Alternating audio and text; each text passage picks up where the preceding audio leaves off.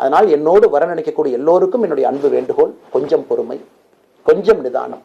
ஏன்னா ஒரு செங்கல் எடுத்து வைக்கும் பொழுது அது ஐடியலிசத்தோடு வைக்கிறோம், நேர்மையோடு வைக்கிறோம்.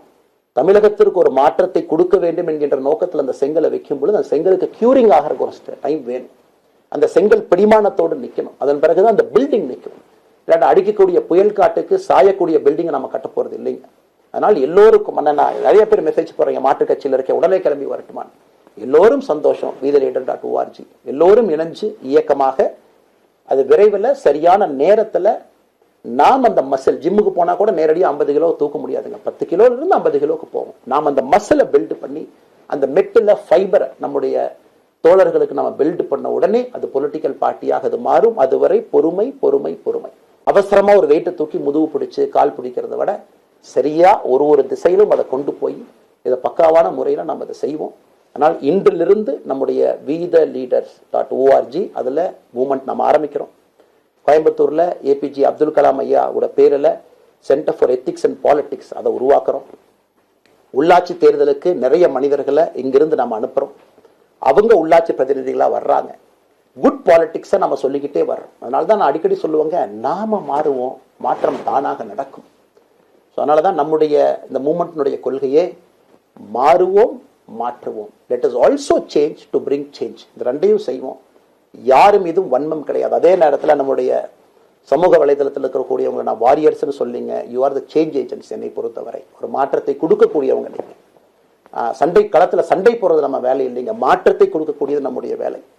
கடந்து வந்த பாதையை திரும்பி பார்க்கும் பொழுது கொஞ்சம் சந்தோஷத்தோடு, அதே நேரத்தில் யாரெல்லாம் கைப்பிடிச்சு இவ்வளவு தூரம் கூட்டிட்டு வந்தாங்களோ அவர்களுக்கு நன்றி உணர்வோடு, நம்ம முன்னாடி செல்லக்கூடிய பாதை இதுவரை வந்த பாதையிலிருந்து கொஞ்சம் மாறுபட்டு இருந்தாலும் நம்முடைய அனுபவத்தை வைத்து அதற்காக யாரையும் திட்டி தீர்க்கணும்னு அவசியம் இல்லை. சமூக வலைதளத்தில் நாம ரொம்ப ரெஸ்பான்சிபிளா இருப்போம். தமிழ்நாட்டில் நிகழக்கூடிய பிரச்சனை என்ன கமெண்ட் வேணாலும் யாரு வேணாலும் போடலாம், பேசலாம். மைக்க முன்னாடி இருக்கு, நான் பேசிட்டு போயிடுவேன்னு நினைக்கிறீங்க. பாதிக்கப்படுறவங்க பின்னாடி ஒரு குடும்பம் இருக்கு, குட்டி இருக்கு, குழந்தை இருக்கு, அவங்களுக்கும் ஒரு தனி அடையாளம் இருக்கு. அது என் சைட்ல இருந்து தெரியாம ஏதாவது தவறு நடந்திருந்தாலும் கூட, என்னை ஆதரித்து செய்பவர்கள் ஏதாவது தவறு செய்திருந்தாலும் கூட அதற்காக இந்த நேரத்தில் நான் மன்னிப்பும் கேட்டுக்கிறேன்.